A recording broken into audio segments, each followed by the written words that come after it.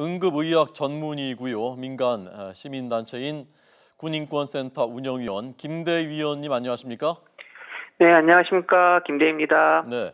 자, 우선 제일 걱정되는 게 저 피해자의 상태인데요. 다시 팔을 잘 쓸 수 있는 완치될 수 있는 가능성은 어느 정도입니까? 사실 신경손상은 회복되기가 대단히 어렵습니다. 정도에 따라나 경우에 따라서 다를 수는 있겠지만 손상이 안 될 가능성도, 손상이 회복되지 않을 가능성도 상당히 높다고 생각합니다. 예, 어느 정도인가요? 대략 뭐 쉽게 얘기하기 어렵겠지만은. 사실은 열의 8하고 이상은 회복이 잘 되지 않습니다. 예. 그렇기 때문에 거의 회복이 안 된다고 보는 것이 오히려 좀 타당할 것 같습니다. 예.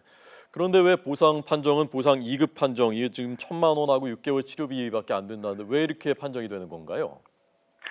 군 보상 체계 자체가 그거에 대한 지금 실수를 인정했음에도 불구하고 장애 등급에 따라서 보상 체계를 하고 있는데 장애 등급 자체를 적게 인정해 준 것 같습니다. 예. 이게 위원님 보시기에는 구조적인 문제, 이게 간호장교하고 군의관이 둘 다 그걸 간과했다고 하는데 구조적인 문제입니까? 아니면 우발적인 어떤 잘 일어나지 않은 일입니까? 첫째는 잘 일어나지 않는 일입니다. 그럼에도 불구하고 구조적인 문제라고 볼 수 있을 것 같습니다. 사실 이런 다이라든가, 그러니까 우리가 조영제라든가 이런 것들 경우에는 대단히 이렇게 중요한 약물입니다. 그래서 민간병원 같은 경우에서는 이것들을 주사하기 전에 서로 확인을 하고 그런 것들을 잘 하는지 서로 이렇게 감시하는 그런 질 관리라든가 이런 것들이 이루어집니다.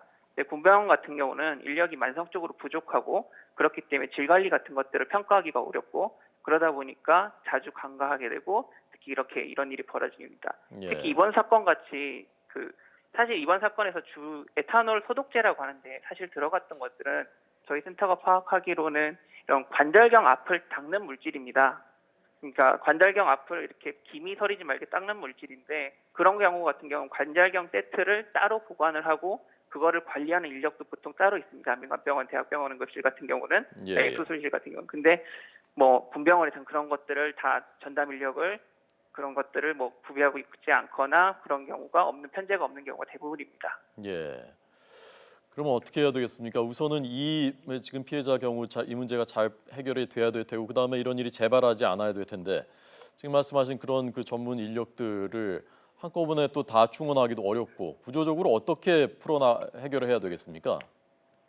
네, 향후 일단은 전문적인 인력이 충원되는 게 맞지만 이코분께서 말씀해 주셨다시피 갑작스럽게 많은 전문적인 인력을 충원하기는 어렵습니다. 그렇기 때문에 민간과의 협력을 바탕으로 해서 민간병원 이용을 좀 자유롭게 할 수 있게 해주고 예. 그런과 동시에 이제 군병원들의 인력을 점차적으로 충원시켜 나가는 게 필요하다고 생각합니다. 예. 그리고 또 최근에 이런 일이 벌어졌을 때 군 특유의 이런 은폐하는 문화 자체도 이런 일을 개선하지 못하는 가장 큰 이유 중에 하나입니다.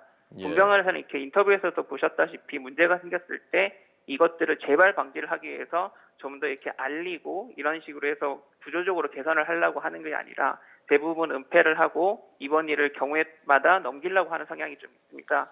이런 것들이 이런 구조적인 문제 자체를 드러내지 않게 되고 그럼과 동시에 이렇게 개선이 되지 않게 되는 큰 원인이라고 생각합니다. 예, 알겠습니다.